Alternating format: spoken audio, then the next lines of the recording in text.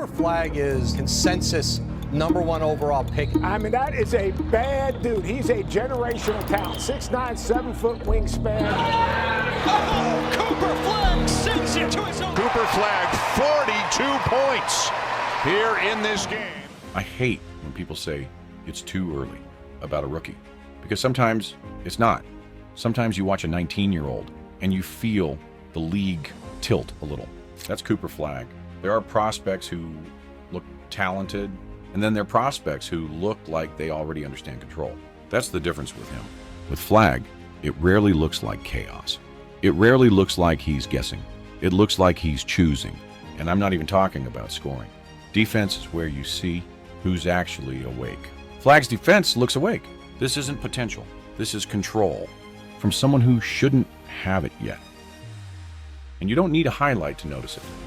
You see it in the tiny choices. Timing, the discipline. People aren't overreacting. They're preparing. And if you want something measurable to grab onto, look at how teams score when he's on the floor. Even as a young player, his defensive impact is already operational, not hypothetical. A defensive rating around 112.7 sits meaningfully below the league average, which lives north of 116. That gap is not small.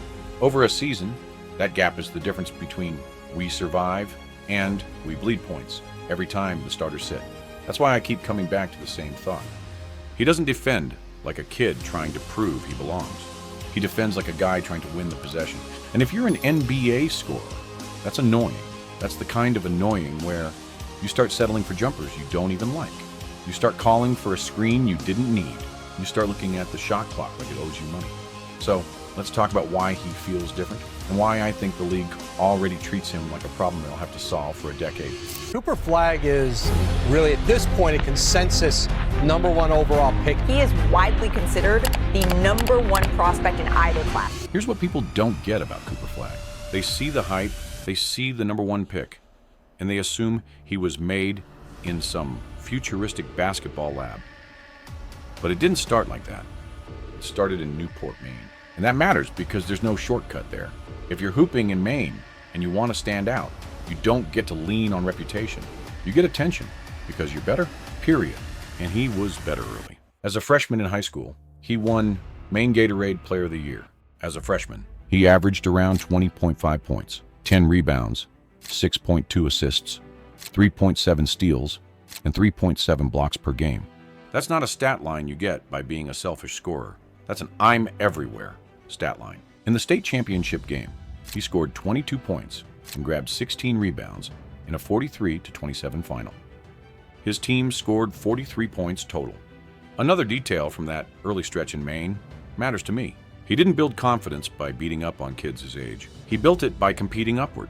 Bigger bodies, older players, more physical games, less room for mistakes. And when you do that, you learn the hard truth early. Talent gets you buckets, but defense keeps you on the floor. That's why his freshman year record and state title weren't just cute trivia. His team went 21-1. He learned how to carry winning pressure before he ever touched a national stage. Also, people joke about Maine work ethic, but I kind of buy it. If you grow up where nobody's handing you anything, you don't wait to be motivated. You show up motivated. That's why his defense feels like it comes from identity, not instruction. It's not, coach told me to rotate. It's I rotate because that's who I am. So yeah, he was doing everything. But he was also learning something bigger. He was learning control. When you're young and already playing older competition, you don't chase highlights. You learn where to stand. You learn when to help. You learn when to shut up and do the job. You don't learn defensive instincts at 18. You build them when effort matters more than highlights. And that's why his game feels different now. Because his foundation isn't flash, it's habits. Habits show up when your shot feels off and you still have to guard somebody who's cooking. That's the real origin story, not a mixtape, a habit. Then he transfers to Montverde and the pace gets faster, the talent gets louder, and the mistakes get punished. And the funny part is, the defense first stuff doesn't fade. It gets sharper. At Peach Jam, he averaged 25.4 points, 13 rebounds, 5.7 assists, and 6.9 blocks across 7 games. That block's number is insane, but it's also telling. Because blocks don't spike like that unless you already know how to read the game. It's pattern recognition.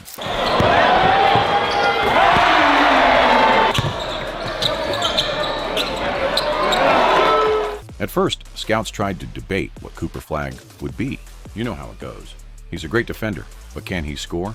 He's skilled, but what's his true position? And for most prospects, those debates last for years because projection is messy. But with Flagg, the arguments stopped. Not because people got tired, because the film and the numbers made it impossible to keep calling it theory. At Duke, in isolation defense, opponents went 2 for 11 against him. That's 18%. And the scary part is he did it without gambling. No reaching. No flying past guys. He stays connected. He stays balanced. He wins the possession with discipline. And this is where the scouting language starts to make sense. People call it instinctive playmaking. To me, it's simpler. He sees the whole floor. He sees the first action, and he's already leaning toward the second action. That's why his help side timing is so nasty.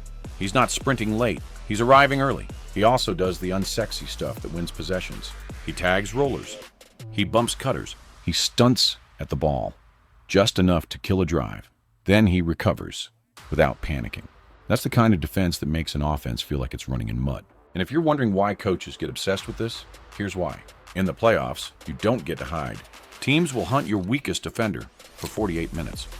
They will run you through screens until your legs feel like jelly. So when a 6'8" forward already guards 1 through 5, without the scheme falling apart, that's not a nice bonus. That's a blueprint. That's why he's switchable in a real way. Not fake switchable, not survive one possession. Real switchable. Guard a quick guard, then switch onto a forward, then handle a big for a moment, then recover. That's playoff survival stuff. Scoring gets you noticed. Defense gets you trusted. And Flagg already has the trust part down. A 2.7% steal rate and a 4.3% block rate. For a wing. Plus he grabbed about 22% of opponent rebounds while on the floor. He's not just contesting shots. He's finishing possessions. That's what separates a good defender from defensive engine. James kick. The Flagg jumper is silky smooth. Most prospects project to the NBA. Flagg isn't projecting. He's already playing NBA basketball. Look at his Duke season. 19.2 points per game. 7.5 rebounds. 4.2 assists. 1.4 steals. 1.4 blocks. He shot 48.1% from the field, 38.5% from 3, and 79.8% from the line. Then he won every Major Player of the Year award as a freshman. Wooden, Naismith, AP, USB, WA, NABC. Only a few freshmen have ever done that. Kevin Durant, Anthony Davis, Zion Williamson. That's the list. And he didn't disappear when the stakes went up. In the Final Four, he scored 27 with 7 rebounds, 4 assists, 3 blocks, and 2 steals, and led his team in every major stat category. That hadn't been done in a Final Four game since defensive stats became official in 1986. Before college, he already did this internationally in the 2022 FIBA U17 gold medal game. He recorded 10 points, 17 rebounds, 8 steals, and 4 blocks. 8 steals at 15. He also won USA Basketball Male Athlete of the Year in 2022, becoming the youngest ever to do it. So when he reaches the NBA, you already know what he is. Through January 2026, he's around 18.8 points, 6.3 rebounds, 4.1 assists, 1.3 steals, and 0.8 blocks. And here's the stat that really tells you what kind of season this is. The only rookies in NBA history to average 18-plus points, 6-plus rebounds, 4-plus assists, with a true shooting percentage above .550 are Oscar Robertson, Kareem Abdul-Jabbar, Magic Johnson, and Michael Jordan. Now add Cooper Flagg. That's the company. And I'm not ignoring the offense either.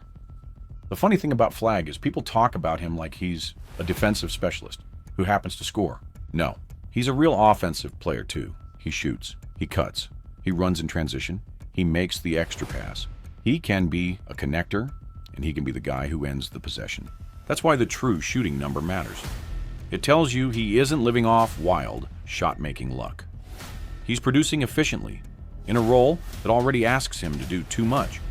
And when you compare his early NBA production to historic rookie seasons, it's not about saying he's already those legends. It's about saying the floor is higher than people want to admit. You don't stumble into Oscar, Kareem, Magic, Jordan Company by accident. You only get there if the game is already slowing down for you. Now here's the turn. Dallas didn't just draft a talented kid. Dallas drafted a pressure valve. With the first pick in the 2025 NBA Draft, the Dallas Mavericks select Cooper Flagg from Duke University. Teams tank all the time, but they don't tank with patience. They tank with panic, lose a lot, draft a guy, hope it works, fire a coach, repeat. Cooper Flagg is different because he didn't just make teams want to lose. He made franchises willing to reset timelines. Franchises don't reset for prospects. They reset for inevitability. That's what Flagg represents. Because you can find scoring, you can find shooting, but you can't find what Flagg brings defensively at his age with his size. When you have a defender like that, you stop being a team that needs perfect offense every night. You become a team that can survive ugly games. And ugly games are what playoff basketball is built on. So yeah, he forces decisions. Front offices start thinking in 10-year windows. And that doesn't happen unless the league thinks you're inevitable. This is the part people argue about like it's personal. Dallas trading Luka. Because Luka is Luka. But here's the correct framing. This wasn't about trading Luka for Cooper Flagg. It was about choosing the next decade over the current one. Dallas basically told the league their philosophy out loud. Defense wins championships. Defense gives you a higher ceiling when the margins get tight. And the front office looked at Luka's reality, the conditioning questions, the recurring strains, and they decided the future had a better path. That's the gamble. You sacrifice Luka-level certainty for Flagg-level projection. And now Flagg walks into a situation where he's not just developing. He's being evaluated as the decision. One more thing that makes this whole Dallas story feel unreal. They didn't get him because they were supposed to. They landed the top pick with tiny odds, around 1.8%. That's the kind of lottery outcome that makes every fan base start doing conspiracy math at 2 a.m. And the Luka trade itself wasn't some clean win-now move either. It was loud. It was controversial. It sent Luka to the Lakers, and Dallas brought in Anthony Davis, Max Christie, plus a future first. So when Flagg arrives, right after that, he isn't drafted into calm. He's drafted into a debate. Every good game becomes proof. Every bad game becomes a headline. And now it gets real, because Flagg isn't just a rookie. He's the explanation. When you trade away Luka, you put a massive spotlight on an 18-year-old and say, fix this. Talent creates hype. Expectations create pressure. And Flagg stepped into chaos. Dallas has been crushed by injuries. Key stars miss time. Key rotation guys miss time. And if you're a rookie in that, you don't get to be a rookie. You get to be a solution. There's a stat that tells that story too. His teammates have converted under 40% of the shots created off his assists. That's not him being a bad passer. That's the roster being hurt and inconsistent. And here's where I think his defense saves him mentally. Because when your identity starts on defense, you always have something to fall back on. Your jumper might come and go. Your handle might look loose against NBA pressure. But your positioning, your effort, your communication, that stuff travels every night. That's why I don't worry about the pressure breaking him the same way it breaks other top picks. His game doesn't rely on being hot. It relies on being locked in. And I know people love comparing him to every big name under the sun. But the comparison I care about is simpler. Does he respond to pressure by getting smaller? Or does he respond by getting cleaner? So far, he's getting cleaner. He's making the simple read more often. He's taking the right shot more often. He's letting the game come to him instead of trying to wrestle it. That's maturity. And it's also rare for a teenager in the NBA. So when people ask me, is the hype too much? I ask them back, what if the hype is late? A lot of young players react to pressure by trying to prove something. They force shots. They chase stats. They play for the clip. Flagg doesn't feel like that. He feels like he's playing for the possession. He doesn't play like someone hoping to survive. He plays like someone annoyed they're not winning. And even on off shooting nights, you still feel him. He affects possessions.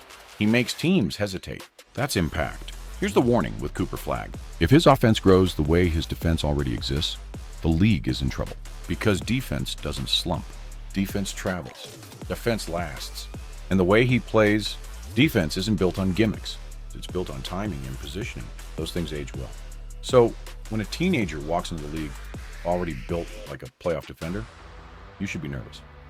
Because before Cooper Flagg steps on an NBA floor for year 2, the league has already started adjusting. Teams already plan around him. They already change how they attack the paint. They already hesitate on passes they used to throw without thinking. And we're still at the beginning. So let me ask you, do you think Flagg becomes the best defender in the league before he becomes the best scorer on his own team? Because I honestly think that's on the table. And if that happens, good luck to everyone else. And yeah, I'm betting on him, even with the noise, because this isn't potential anymore. This is inevitability. If you're still watching, you already get it. This isn't hype. It's the start of something real. If you want more documentaries like this, stories that catch players before the league catches up, subscribe, because the next one won't be obvious either until it is.